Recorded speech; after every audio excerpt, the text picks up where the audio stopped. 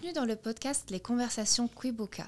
Dans ce podcast, nous mettons en lumière les voix des artistes, activistes, avocats et simples citoyens et citoyennes ayant œuvré pour protéger la mémoire du génocide perpétré contre les Tutsis. Aujourd'hui, nous recevons Madame Dancile Mukandoli, l'une des fondatrices de l'AVEGA. Créée au Rwanda à la suite du génocide perpétré contre les Tutsis en 1994 et légalement reconnue par le gouvernement rwandais en tant qu'ONG en 1995, l'association des veuves du génocide, l'AVEGA Agahozo, littéralement traduite par Association des veuves du génocide Agahozo, a travaillé pour l'ensemble du pays afin de créer des forums de guérison, de soutien mutuel et de développement économique et social des veuves du génocide. Je cite, « L'organisation est ancrée dans la croyance que l'union fait la force. Ce n'est qu'en unissant nos efforts que nous pourrons surmonter les difficultés et avancer vers un avenir meilleur. » Madame Dancile Mukandoli, bonjour. Bonjour. Ma première question pour vous. Vous êtes, vous, toutes les fondatrices de l'AVEGA, connues et respectées au Rwanda pour votre courage, votre solidarité, vos œuvres pour la société tout entière. Cependant, de larges pans de toutes les sociétés francophones et d'autres ne connaissent pas votre histoire. Racontez-nous comment s'est formée l'AVEGA. Merci Jessica. Comme vous l'avez dit dans l'introduction, l'AVEGA est une association des veuves du génocide Agahozo. Nous l'avons appelée Agahozo parce que les survivants et les survivantes du génocide venaient de rencontrer des atrocités vraiment incroyables. Ils étaient démunis. Ils avaient perdu les leurs. Ils ne savaient pas comment continuer à vivre. Quelques-unes des femmes de mon association priaient pour poursuivre leurs maris et leurs familles au lieu de rester ici. On se demandait, est-ce qu'on vit? Est-ce qu'on est vivant? Et puis d'autres disaient, non, nous sommes survivants. Nous ne sommes pas vivants, nous sommes survivants.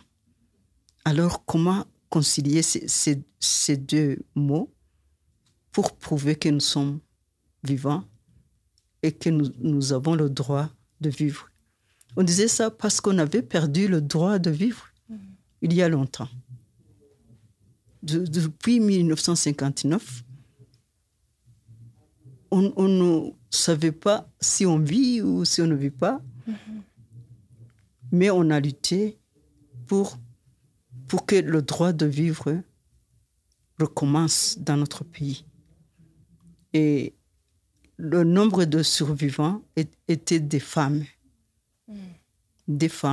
veuves, des femmes démunies, même des veuves sans enfants, sans mari, sans enfants, sans belle famille et sans famille d'origine. Alors, il y avait beaucoup de problèmes. C'est pourquoi on n'oublie jamais de remercier les soldats de l'armée patriotique rwandaise qui nous ont sauvés. Il y en a qui étaient dans les brousses, dans les plafonds, où il restait une minute pour mourir. Il n'y avait pas de quoi manger, il n'y avait pas de quoi boire, il n'y avait pas de vie. Et après le génocide, directement après le génocide, en juillet, on est là, les maisons sont détruites, on n'a rien, on est démunis. On se demande que faire. Le pays est en ruine. Tout est en ruine. Il n'y a pas de quoi dire. Alors, heureusement, au mois d'août les services ont commencé. Le travail a commencé. On a commencé à sortir de la maison. Ceux qui n'avaient pas de maison avaient logé d'autres, et les voisins. Quand il y avait une maison qui restait, ils se regroupaient dans cette petite maison. Les survivants étaient parvenus vers la fin du génocide déjà à se regrouper un petit peu par maisonnée, c'est ça? Par maisonnée. Et on a commencé à former des familles artificielles. Et quand les fonctions ont commencé, on est sorti de ces maisonnettes. Celles qui travaillaient, je parle des femmes, moi je parle toujours des femmes, parce que les femmes étaient plus nombreuses que les hommes. Et nous avons commencé le service. Par exemple, moi je travaillais au ministère des Finances, c'était ici tout près, là où il est toujours, le ministère. Oui. Et d'autres travaillaient dans d'autres ministères, ici, à côté, en ville. Et il y en a qui étaient commerçantes, qui travaillaient au quartier commercial. Alors, on se retrouvait aux heures de pointe. Aux heures de pointe, le matin, en allant au travail, on se rencontrait, on se saluait. Quelquefois, on n'arrivait pas au travail à temps. Parce que quand tu trouvais quelqu'un que tu connaissais, on s'arrêtait, on s'embrassait, on pleurait. On avait besoin d'une épaule pour pleurer. Et ça a commencé par les larmes. Quand tu parvenais à pleurer, tu ne pouvais plus t'arrêter. Alors, c'est là où on a commencé à parler. Qu'est-ce qu'on va faire? Est-ce qu'on va continuer comme ça? Au moins, je te rencontre, nous pleurons, et le soir, je reviens à ma demeure. Il y a beaucoup d'orphelins dans la maison. Je ne peux même pas leur raconter tout ce que j'ai, le chagrin que je ressens. Et c'est pourquoi on a dit, nous devons former une association. Vous avez commencé à combien à peu près quand vous avez pris cette décision? Au départ, on était 3, puis 4, puis 5, puis 6. Et quand on a été 50, nous avons commencé à nous organiser. Après avoir pleuré pour nos maris, pour nos enfants et pour nos familles, nous avons dit il faut faire quelque chose. On ne peut pas sombrer dans le chagrin. Et parce qu'il y en a qui pleuraient sans aller. Il y en a qui n'ont même pas pu commencer le travail comme avant. Et les enseignantes, par exemple. Les enseignantes qui avaient perdu leurs enfants, quand elles arrivaient à l'école et qu'elles trouvaient des enfants du même âge que celle qu'elle a perdue, elles retournaient directement à la maison. Les infirmières, la même chose.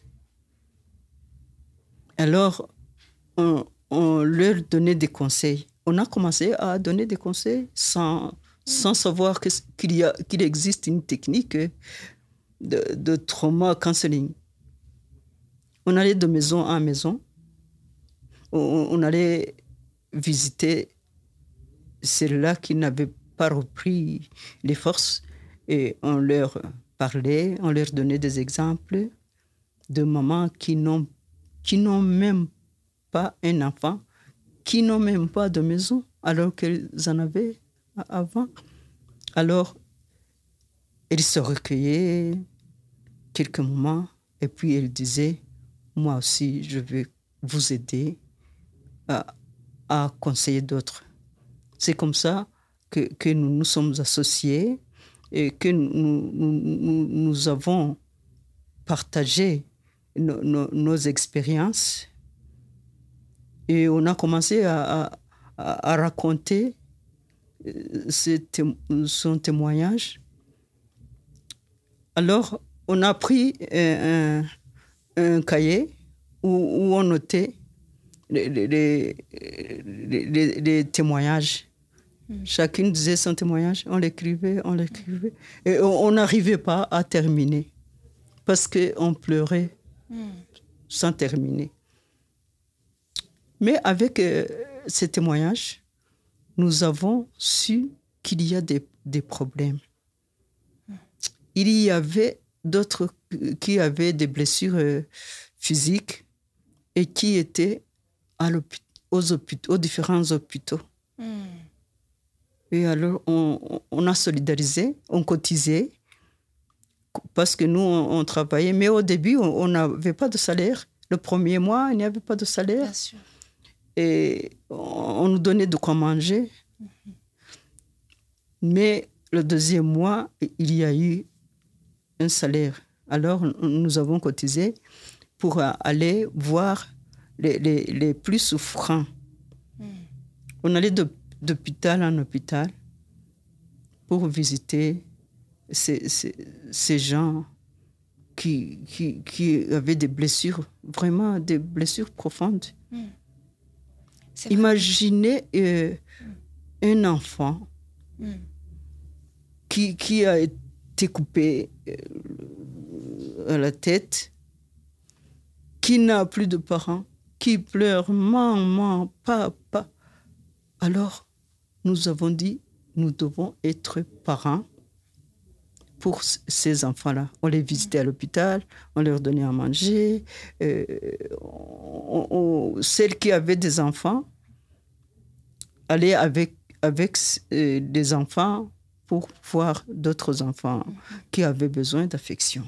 Alors, nous avons dit, la femme doit donner l'affection. L'abnégation était notre devise. Nous devons nous oublier pour penser aux autres. Les autres ont besoin d'affection. Nous aussi, on en avait besoin, mais on l'avait créé forcément parmi nous. Les plus âgés étaient les tantes, les mamans. Les moins âgés étaient des tantines, et les petites sœurs, les grandes sœurs. Et comme ça, on formait des familles artificielles. On se respectait. On avait quelqu'un à respecter. On avait quelqu'un à appeler tante. Et on se sentait soulagé. C'était le soulagement. C'est impressionnant. On dit souvent que le problème du Rwanda post-génocide a été de ne pas avoir de psychologue. C'est une réalité. Mais vous avez été vraiment les premières thérapeutes du pays. Oui, après avoir formé l'association, on a dit on est plus de 50 femmes. Alors, on a frappé aux portes des ministères. Par exemple, le ministère des Affaires sociales, le ministère de la Justice. On a dû demander aux plus expérimentés de nous préparer des lois et des règlements d'ordre intérieur pour pouvoir commencer légalement à travailler.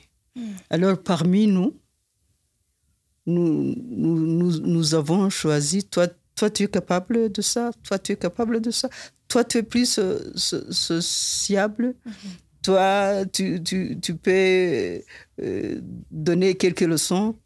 Et alors, on a commencé sans savoir qu'on faisait grand-chose. Oui. Mais après, quand nous avons, le 15 janvier 1995, notre association a vu le jour dans le journal officiel avec les 50 veuves, femmes seulement, qui ont signé, les veuves de la ville de Kigali.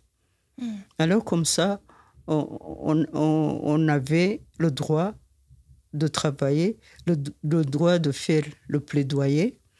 Le plaidoyer était notre don.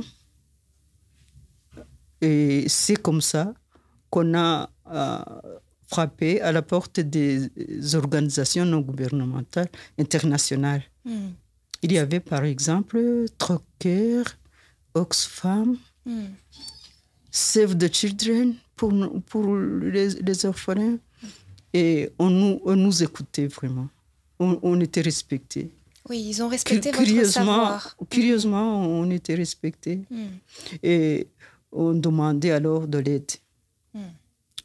Et qu'est-ce que vous voulez? On nous demandait ce que nous voulons. Qu'est-ce qu'on veut qu'on fasse? Alors, on devait faire un projet de demande de fonds. Et c'est pourquoi on a commencé par les objectifs qu'on s'est donnés. Le premier objectif était de retirer la femme de la solitude, la veuve et les orphelins et les rescapés en général. Les retirer de leur solitude. Et le deuxième objectif, comme il y avait des problèmes de santé mentale, des problèmes de traumatisme physique et moral, on a commencé par ce service. On a demandé à Oxfam de nous donner des thérapeutes de trauma counseling. Alors, et on a formé d'autres femmes. Il y en a qui ne voulaient même pas apprendre quelque chose. Et elles disaient, moi je le fais pour qui? Je n'ai pas d'enfant, je n'ai pas de famille, je ne peux rien faire. Alors on devait donner des conseils. On devait lui dire qu'elle pouvait le faire pour les autres. Que le bon Dieu a voulu sauver et rescaper pour qu'il puisse être utile. Et alors on s'est dit, si vous ne faites pas quelque chose, nous allons être mendiants. Nous allons être fous. Nous allons être une charge pour le pays. Alors, on s'est donné une devise. Nous ne devons pas être une charge pour le pays. Nous devons trouver des réponses à nos problèmes nous-mêmes. Et quelques-unes ont accepté d'être formées en trauma counseling. Et ça a commencé. À chaque village, il y avait une personne formée pour ça.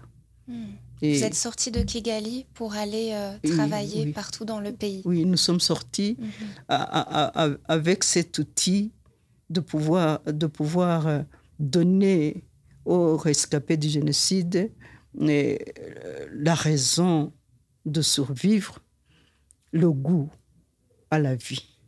Ils avaient perdu le goût à la vie. On a commencé par ce service parce que le problème de santé mentale était crucial à ce moment-là.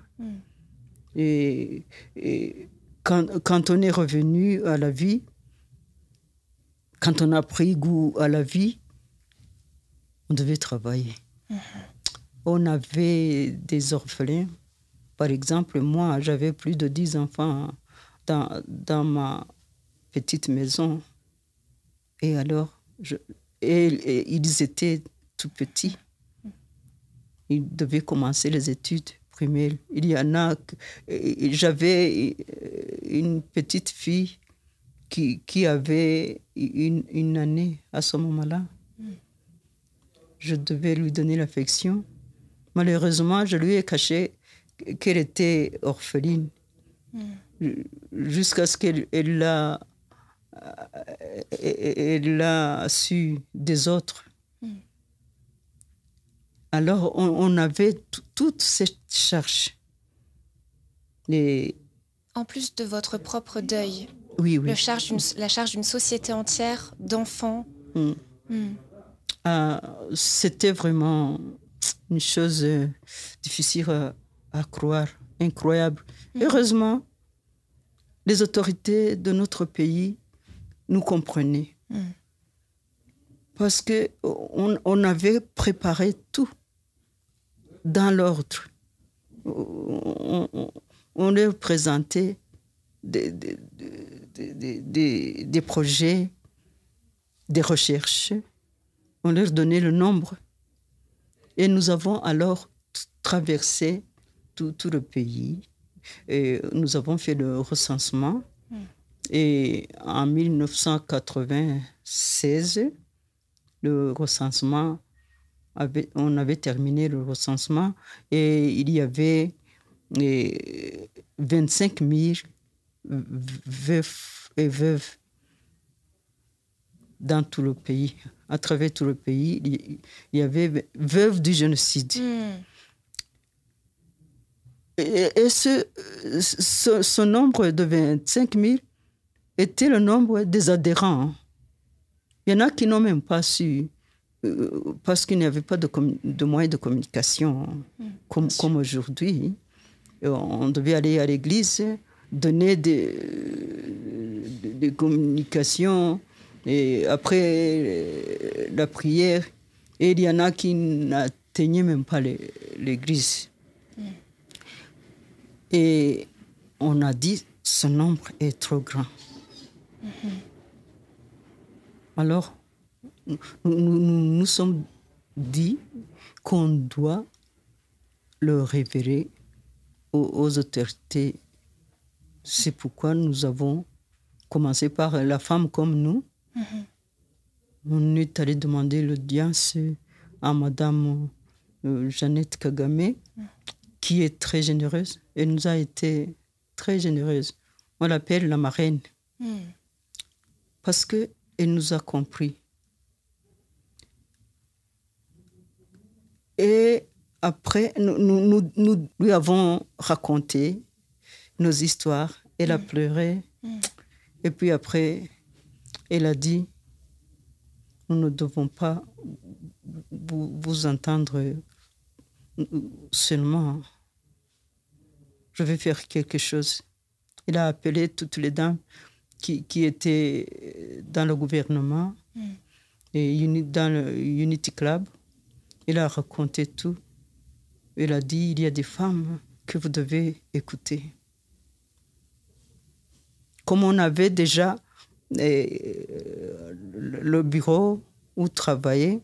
Vous aviez déjà des locaux? Oui, on avait déjà des locaux loués. Et on lui a dit qu'on a un problème crucial de santé. Et il a intercédé auprès du ministère de la Santé qui nous a aidés à construire une petite clinique. Alors, le problème était vraiment de plus en plus grave parce qu'on ne savait pas qu'il y avait des femmes qui étaient violées et qui avaient attrapé le virus sida. Oui. C'était très grave. Il devait éduquer ses enfants. On ne devait pas les perdre. On devait les soigner. C'est pour ça que nous avons fait une recherche sur les violences faites aux femmes. Le livre est écrit en français. Les violences faites aux femmes. Pendant le génocide. En général. Et puis, particulièrement durant le génocide. Alors, nous avons remarqué que beaucoup de femmes ont été violées. Violées par plusieurs hommes. Et ils ont propagé le virus dans le pays. C'était un fléau. Avec cette recherche, la première dame a pu montré cette recherche, cette brochure, et elle a demandé de l'aide. Et les premiers médicaments sont venus depuis 2000. En 2000, on avait commencé à soigner ces femmes violées. Et on s'était donné des objectifs et il y avait toujours des défis. Bien sûr. Toujours des défis. Parce que nous devions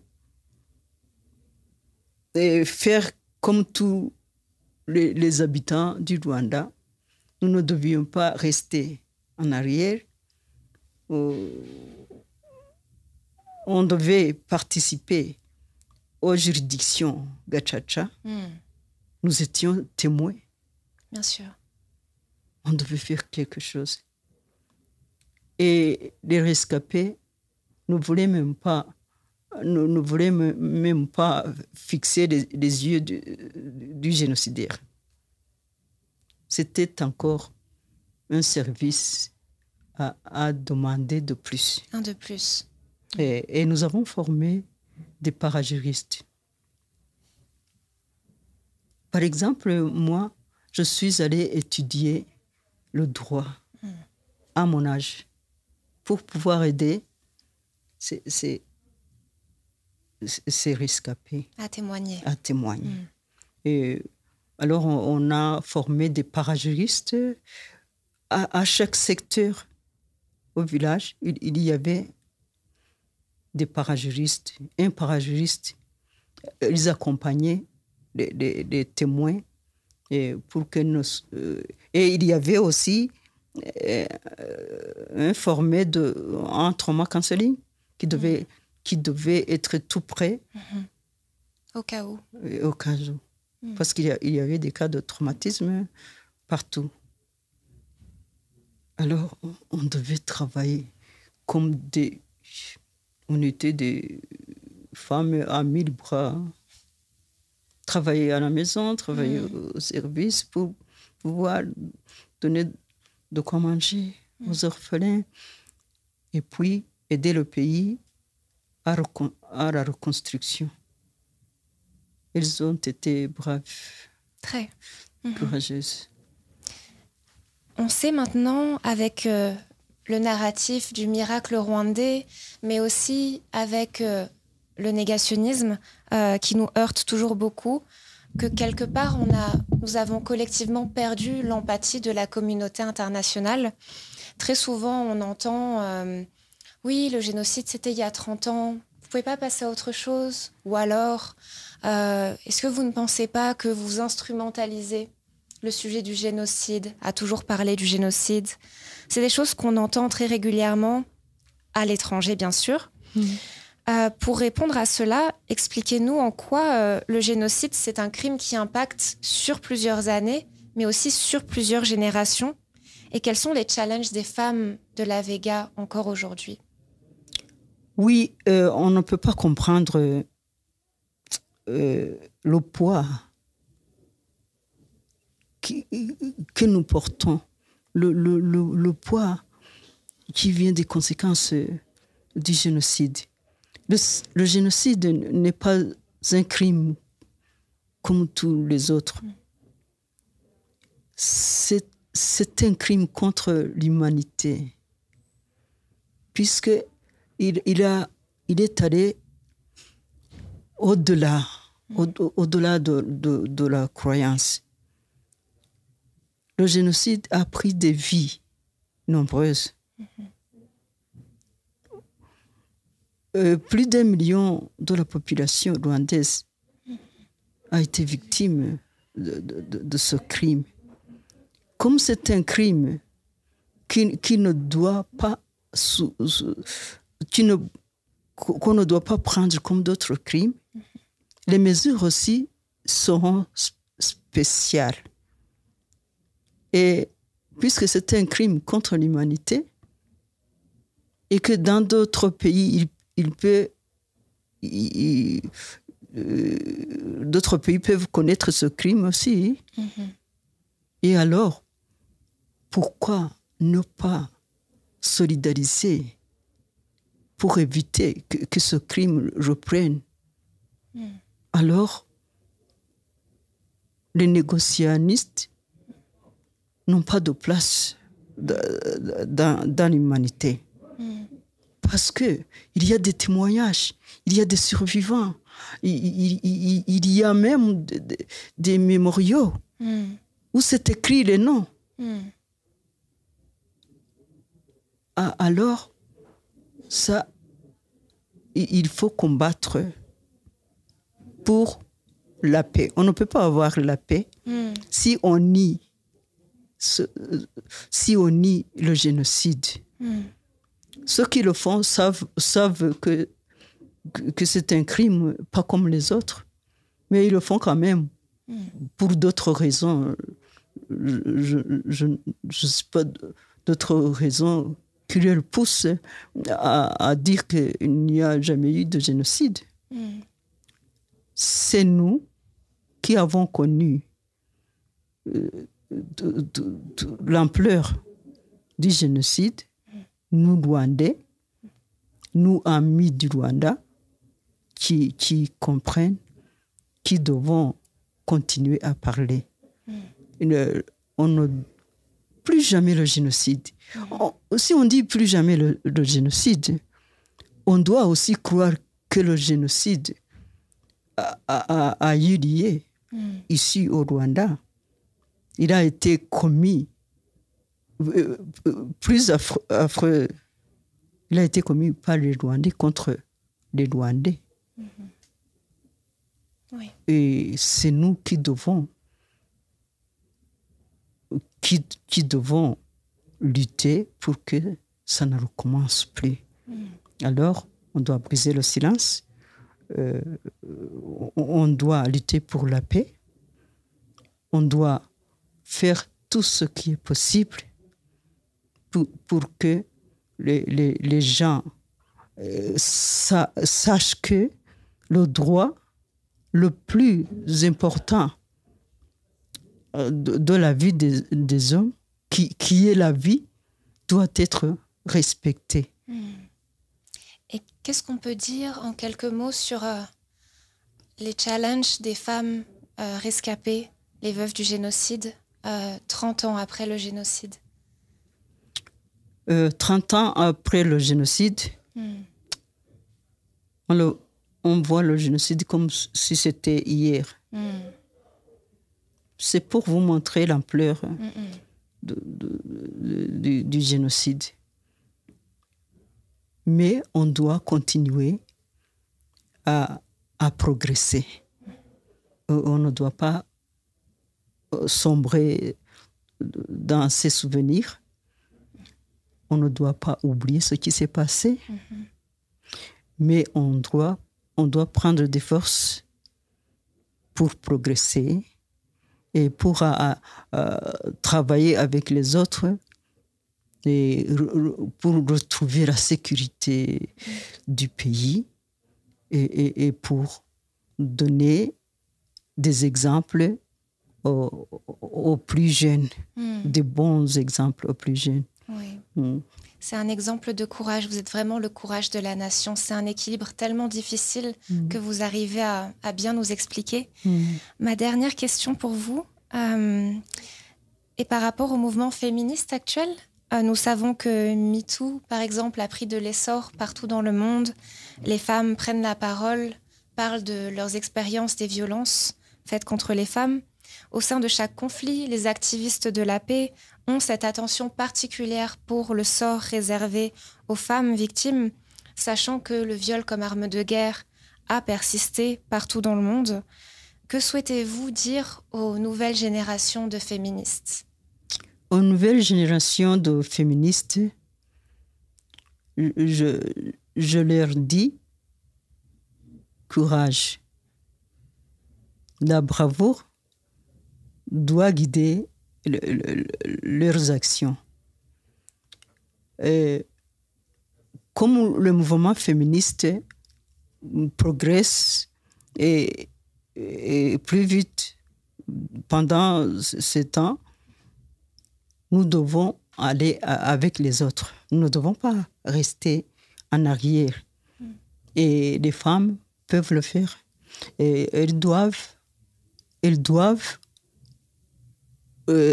tourner la page pour tout ce qui handicape leur développement doit être oublié. Et on doit chercher ce qui est positif. Le négatif ne doit pas exister dans le mouvement féministe. Le positif est nécessaire. C'est ce qui vous a guidé, qui vous a permis d'avancer et d'aider toutes ces femmes à travers le pays. C'est ça. Et on ne peut pas faire tout ça quand on est seul. La solidarité exige. Oui.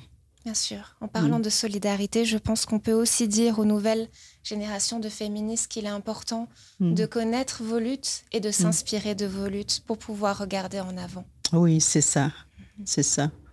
Aux jeunes générations, je leur dis courage. Et doivent former un monde meilleur. Nous avons vécu dans des atrocités, dans des divisions, tout ça. Mais ils doivent lutter pour l'unité. L'unité est nécessaire. Merci beaucoup, Madame Mukandoli. Merci. Merci à vous.